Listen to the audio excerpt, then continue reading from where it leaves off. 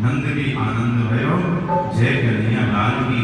अब तो पूरे गोकुल में धूम मच गई। नंद बाबा के यहाँ लाला भयो है, नंद बाबा के यहाँ लाला भयो है, और सभी बड़ी खुशी से बधाइयां लेने के लिए जाने लगी। बधाई लेके भी आ रहे हैं, बधाई लेके भी आ रहे हैं। और एक तो बधाई लेने गए ग्वाल वाल, तो उसको मिले चांदी के बर्तन। रास्ते में एक ने आके पूछा, भैया कहाँ मिलो तो?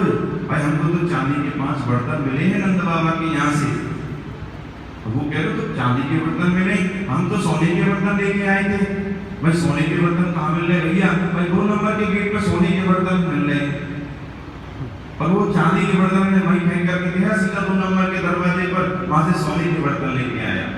और सोने के बर्तन जैसे लेके जा रहा था, फिर वो मिल गया, भैया कहाँ मिलो तो? क्या हम सोने के बर्तन लेके आए हैं? तुम में सोने के बर्तन लाए हो? हम तो हीराओं से जड़ित बर्तन लेके आए हैं 5 बर्तन। और ये कहाँ मिल रहे हैं? ये 3 नंबर की गेट में मिल रहे हैं। फिर उसने सोने के बर्तन फेंक दिए और वो हीराओं के जड़ित बर्तनों को लेकर आया है। ऐसा अनोखी धूम मच रही है नंदगांव में। सभी ब्रज की जो गोपिकाएं नंद बाबा के महल में जाने लगी बधाइयां गाने के लिए। 2-3 सखी आपस में मिलकर जा रही थी, तो आपस में बातें करती जा रही थी। बहन बड़ी ने सुनी है, हमारी सास गई थी, वो हमको बता रही थी बड़ा चमत्कारी लाला है, इतना चमत्कारी लाला है, ऐसा चमत्कारी लाला हमने आज तक देखो ही ना। 90 साल की अम्मा, वही पहले क्या होता था, गांवों में घर के आगे चौतरे होते थे, उस चौतरे पे खाट बिछाती थी।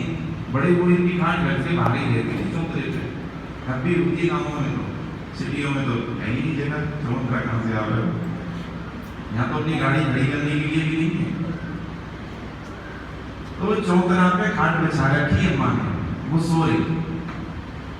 और जैसे ही जो जब नई बहुआ होती हैं, जब वो निकल के जाती हैं, तो घर के अंदर का भी व्यक्ति समझ जाए कि बाहर से वो निकल के जा रहा है। तो इसमें भी नई नवेली हो, आपस में बतियाती हुई जा रही है, ऐसा चमत्कारी लाला हमने आज तक नहीं देखो है। और जैसे वो बात अम्मा के आंगन में गई, जो अम्मा घाट में से खड़ी है और वो कह रही है, अरे लाला तू वाकई में चमत्कारी है, तो वो इतनी शक्ति दे दे, मैं तेरे दर्शन करने को आ जाऊं, इतनी शक्ति मुझे दे दे।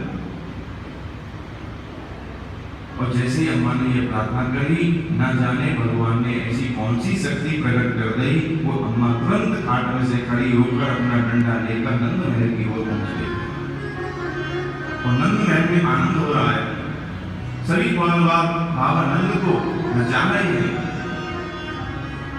नंद बाबा की भेंट को कमर में बांध लिया, कुछ ग्वालवाल इधर हो गया, कुछ ग्वालवाल इधर हो गए, इधर से उधर नंद बाबा को खींच रहे, इधर से उधर नंद बाबा को खींच रहे। नंद बाबा कह रहे, भैया वो मैं नाम सुनाया आ गया, तुम वो नचाओ मत, भाई बाबा हम ऐसे ही नचाएंगे तुझे।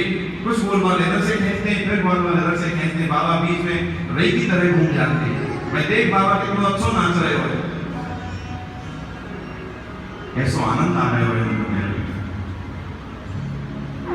और जब वो अम्मा वहां पहुंची नंद महल के निकट, बाहर के दरवाजे से ही, और जैसे अंदर का आनंद देखो, अम्मा को लगी हाय सो आनंद। और उधर बार-बार माखन के बिट्टुओं को एक दूसरे में मार रहे थे, एक दूसरे में घुमा फेंक फेंक कर मार रहे थे, जैसे गेंद से खेलते वैसे करके माखन के लोड़ा मार रहे थे। और सभी गा रहे थे, नंद की आनंद भयो जय कन्हैया लाल।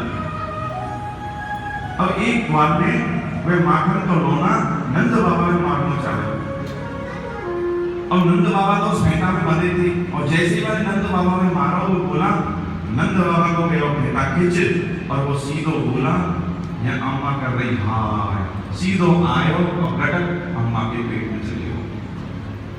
और अम्मा कह रही है, लाला अरे मैं तो समझ रही तुम छोटो मोटी चमत्कारी हो, तो बहुत बड़ा चमत्कारी है, मैंने यहाँ आने की शक्ति भी मुझे दे रही, और अपने आप माखन को लोना भी मेरे अंदर पहुंचाई दियो, तो वाकई में बड़ा चमत्कारी है।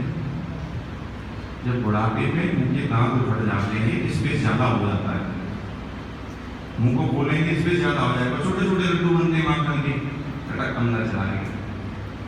अम्मा कहने लगी वाकई में चमत्कार है, ऐसे लाला के दर्शन मैंने आज तक नहीं करे, और जिसने लाला के दर्शन नहीं करे उनको जीवन तो बेकार है, धिक्कार है ऐसे जीवन के लिए जिन्होंने लाला के दर्शन नहीं करे। वे वहां से प्रसाद को लेकर अपने घर आई, बधाई लेकर के अपने घर आई। ऐसो ही आनंद नंद महल में हो रहे हो है। नंद बाबा से भी ग्वाल वालों से कहने लगे, भैया ये आनंद के चक्कर में तो हम एक बात भूल ही गए। अरे हम प्रति वर्ष जाया करे कंस को कर देने के लिए, मगर अब की बात तो हम कर देने गए ही नहीं।